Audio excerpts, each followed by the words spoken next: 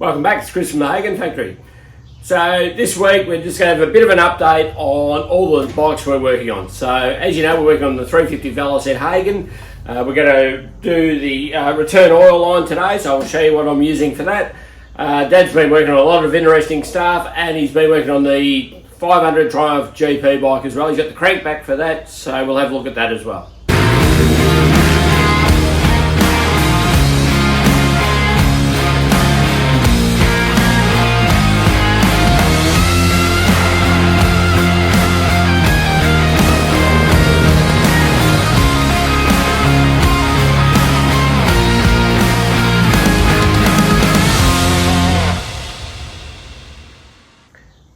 So as you all know, the Velocette has a return oil pump and the Hagon frame has a total loss oil tank system set up with no return line. So what we've done is we've machined up a bit of a boss here, and it's going to have a return line. So I'm going to run a tube straight up the backbone and then into here.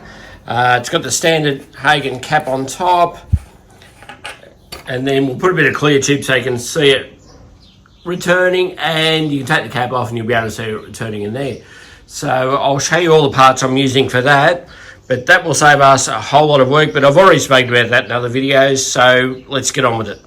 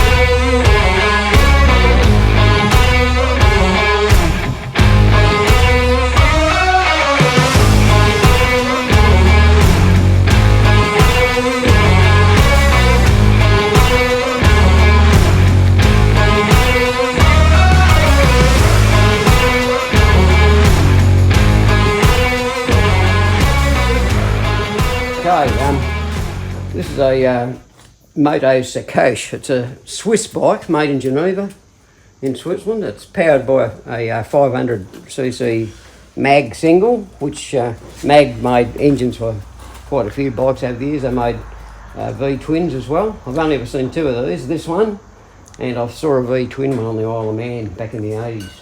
With the mag engines, what would be the most notable bike, the one that people might know? What would they have been in, do you think? They were in a lot of veteran bikes. That's yeah, how long right, they've been back. We even got mag engines sent out to Australia, just engines to be fitted into Australian-made bikes, like back in the 20s and that. Oh, well, that makes sense. So there's a lot. Yeah, because okay. I couldn't pick out one specifically. Yeah. So it could have just been in anything. Yeah, yes, yeah. Yep. But this bike is such a beautifully engineered bike. It's such a strong frame and forks, everything's over-engineered, way over-engineered, probably to the detriment of the bike actually, because it'd be pretty heavy.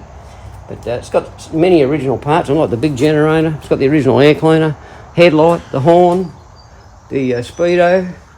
It's all very good. But it came to me, it had been hawked around a bit because the Kickstarter was locking up and jamming the gearbox up, and nobody really wanted to have a go at it.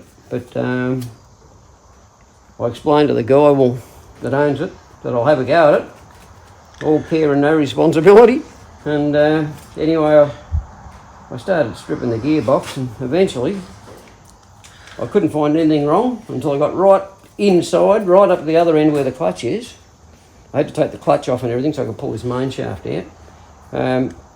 There was a thrust washer, a big brass thrust washer in there that had been fairly badly damaged. That it was sitting against a spline on one of the shafts, and it actually punched a bit of a spline into the back of it, and it was grabbing on everything, and I hope that's what was locking it up. So I machined up a new washer, and I've put it in there, and I think it's all right. It seems to be free. It spins, as you can see. I couldn't do that before, so I think we're on the right track, I hope. But that spins, no problem at all. Wouldn't spin before.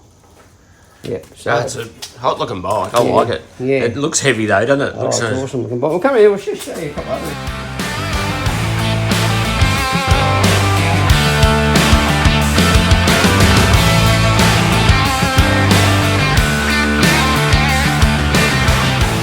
Mag Geneva, Switzerland, written on the crankcase there and on the fuel tank. Now, this is interesting on an old 500 single. It's got a duplex primary chain and duplex sprocket there, of course, to take the primary chain. But this is the thing that amazed me. It's got a very British style clutch on it, but the thickness of the plates, they're an eighth of an inch thick. Yeah, it's amazing, isn't it? You'd drive something big, wouldn't it? Yeah, and the other ones, the friction plates are corked. They're corked, very similar to an old Velocette 3-plate clutch one actually, but they're big. They're big plates. I think it'd drive really well. I think you have a lot of slip and clutch problems. She's got some big fishtail mufflers. Yeah, it's got the twin exhaust port head, which was a bit of a popular styling thing. So what year was this, did you say? Oh, well, I'm not 100% sure, but I'd say it's probably mid-30s. It's got the big cast primary. Yeah, Looks beautiful cast primary. fantastic, yeah. That's absolutely Compared beautiful. to an old British pressed tin one. Yeah, a bit of bent tin, yeah. But it's a bit unusual too. It has coil ignition, no magneto. Yeah. But that's about all I can tell you about it. Like I said, I've only ever seen the one. That's excellent. It's got an Amel style carby on it. I don't know whether it's branded Amel or not. It's got the flash little air cleaner. Yeah, it's got Birmingham, I think, written on the top. Yeah, okay. So it will be an Amel carby, which they probably fitted to all mag motors.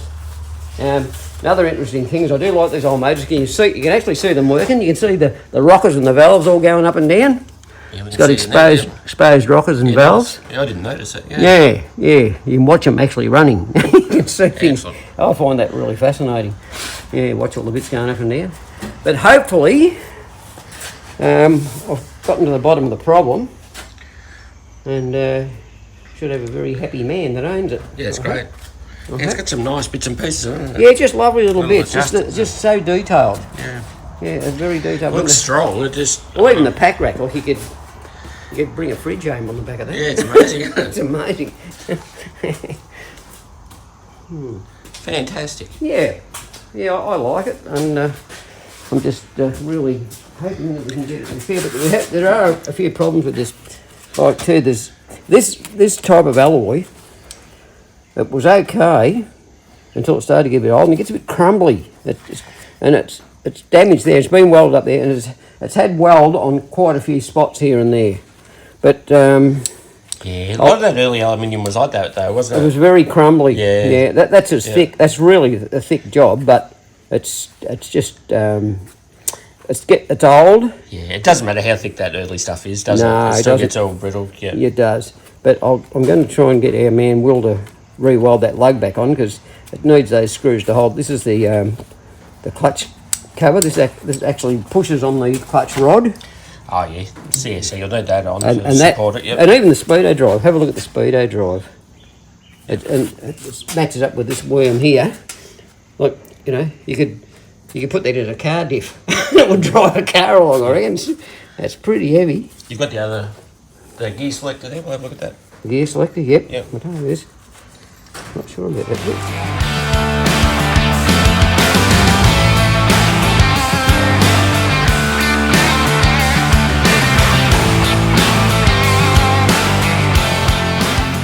Alright, this is the end cover off the gearbox. Goes on that way. the gear stick, which is a gate change up on the petrol tank. And it works this selector here. Now this is like a very basic, simple thing, but it's so damn good. Like every bike should be like that. Like that's your first gear, that's neutral, second, third. That's it. Fantastic. And that's it. That's just spring loaded, and just a couple of levers and They'd work really well with the hand shift, wouldn't it? yeah. And the selector in the gearbox just slots straight into there. Yeah. And that's it. It's got a couple of new bearings in it. Yeah, that's about it. But that's in pretty good nick, that piece. Yeah, it does look good. Not too much welding on it. A little bit on the bottom there, where she's had a bit of an accident. But actually, you can see that it has been cracked through there. Yeah, for some reason. But Yep. yeah, you don't know what this bike's done before it actually got restored years ago. No. Yeah, it could be anything, but that just slides on there, like so. Just simply get on there for you, just to show you roughly what happens. And that just goes on there, like so. Excellent. Right in. Thank And you. the Kickstarter pivots on here, and it drives a gear here. Yes. It's got the Kickstarter, looks just like something off an old Indian. It's a toothed sort of a quadrant thing. Yes. And yeah, Excellent. There's the hand shift up there. yeah, the whole hand shift, that's just a work of art itself. It is, yeah. Yep, and this just clamps onto there, and that's how it changes gears. Yeah, fantastic. Yeah, pretty good. Yep. The Grand Prix Triumph head, as most people would know, they were originally off a generating plant, but when the factory built the race bike, they used the head and the cylinders off the generating plant, mainly just because they were alloy and they were light. That was the main reason they did it. But they extensively modified them. They opened the ports up. The ports were quite small, and they had a manifold with one little carby on it, but they fitted them up with the twin Type 6 carbs. And they enlarged the valves out to as big as valves as they could fit in. So it's got quite big valves. It's got strange inserts in the head. It as has. well. It has. If you might be able to see it on the film there. You can see it. You You can see can. the colour difference. You can. Okay. Well, it's got a cast-in piece in the head that goes from the valve seat around the plug hole and around the seats. And I think the idea of that was the alloy heads were fairly prone to cracking in those days because of the quality of the alloy mainly. But they've cast that in there, which was not an uncommon thing. There were other manufacturers did it. Some of them cast in like a bronze skull into the head. Yeah. And cut the valve seats into that. And others had like an aluminium, like a silicon bronze alloy type of thing cast into the head as well, which seemed to do the job. Well, this head has no cracks. You can just see there, it looks like a crack, but that's only where the Where the casting is. casting is. I've sent this head to the engine reconditioners, to Neville Crowe, and he weaved his magic on it because it had one loose valve guide, but he's fixed all that. And he's got these little interesting retainers only on the inlet. It's got the lightened retainers, but they're not on the exhaust. I don't really know why they did that. That doesn't seem to be mentioned in any literature. And another feature of these two is the bronze spigots for the pipes. They were quite unique to these motors. Very nice. If you turn it back over, you can see in the plug hole, if we get the right angle, I know the camera's been jumping around, but we can see, There we go. in the casting there, Yeah, you can see half of the alloy. yep, Half of it's alloy and half of it's that insert of the whatever, insert, of whatever it is, yeah. So you can definitely see it in there. Looks to me, that insert looks to me like it's aluminium bronze or something. Yeah. I don't think It's an odd cast colour, iron. isn't it? Yeah, I don't think it's cast iron. Or anything Nah, like that. nah. It's like an aluminium bronze or something. Anyway, that doesn't matter as long as it works. Yep. Yeah. Next bit. Doing Grand Prix crank that came with the bike. It was highly polished when I got it. It's a three-piece crank it's a bolt-up one. The flywheel separate and the two little crankshafts bolt on. It was in very good condition when I got it, but it did need a little bit of a grind. But it was standard. The crank was standard, which was amazing. So after talking to a lot of people, and people that deal with Triumphs and that all the time, I decided I needed some better quality con rods with shell bearings. So I got some late model Triumph Daytona rods with shell bearings. And I set the whole crank and rods and pistons and springs and all that stuff, rings, to a guy called Brian Dyson.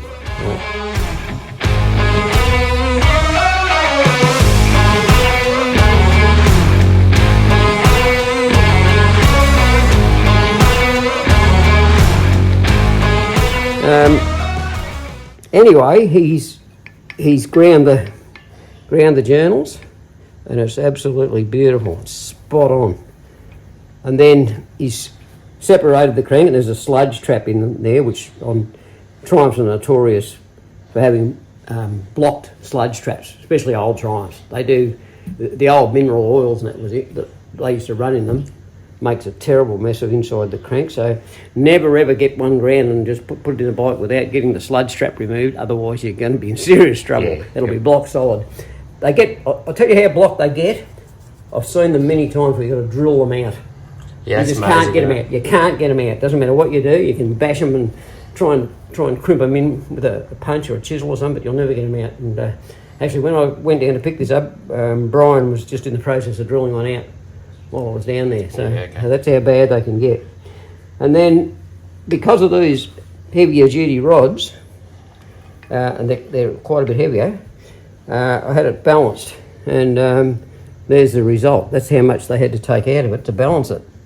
So they took a fair bit out. Yeah. And just as another little service, he got that just linished a little bit because there is a seal runs on there, so he got it linished. Yep.